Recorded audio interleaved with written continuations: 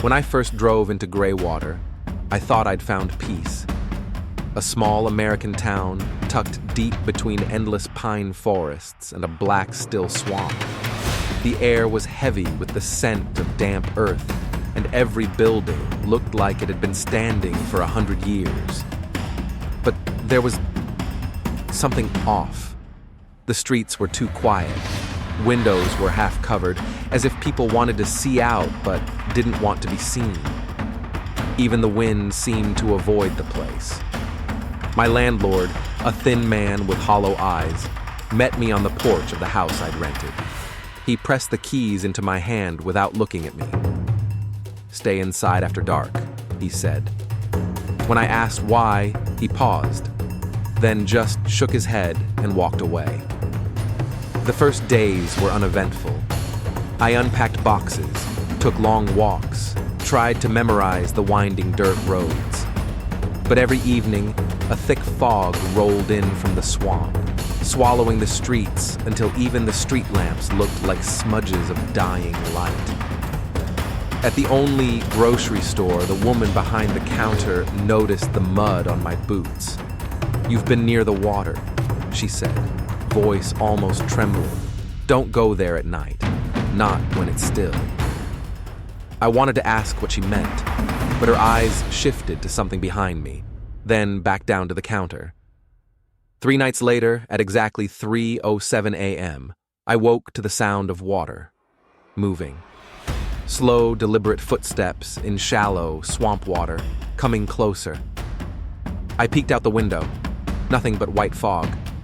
Then the mist shifted, and I saw shapes, tall, thin, swaying slightly, like reeds in a current. They didn't move like people. The next day, curiosity pulled me into the library. The place was nearly empty, just one old man reading in the corner. I dug through brittle newspaper archives until my hands were black with dust. In October 1963, a bus carrying 12 residents had slid into the swamp during a heavy rainstorm. No bodies were recovered. Days later, several of the rescuers vanished too. The headline read, "The swamp keeps what it takes." That night, the fog came early. By midnight, it was pressing against my windows like a living thing. The footsteps returned, louder this time. And then, voices. First, a single woman whispering, "Come with us." Then, others joined in, overlapping, murmuring in tones that didn't sound entirely human. The floorboards creaked in the hallway. I wasn't alone anymore. When I looked outside, they were closer. Pale faces with clouded eyes, standing just beyond the glass. Water dripped from their hair, their mouths, pooling at their feet.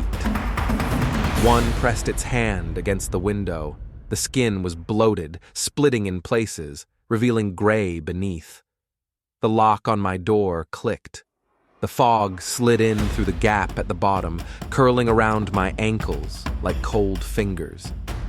More wet footprints appeared, leading toward me. I backed into the corner, my breath visible in the freezing air. And then, I saw her. A woman from one of the old photographs, smiling at me with lips torn and raw.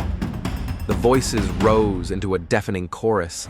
I could hear water rushing somewhere, except it wasn't outside anymore.